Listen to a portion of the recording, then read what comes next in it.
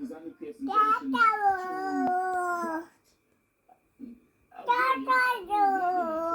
President Emmerson Mnangagwa to be able to participate in elections and yet another term in office. If the ZANU-PF's wish comes to pass on that issue, what would that mean for the country and the opposition in particular?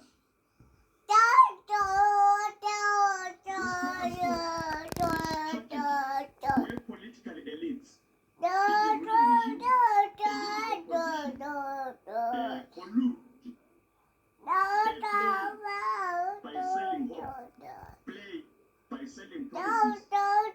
play by actually conducting certain performances that delay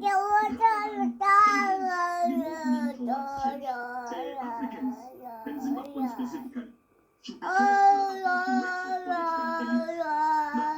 publicly pretend to be opposed to each other, but are privately and secretly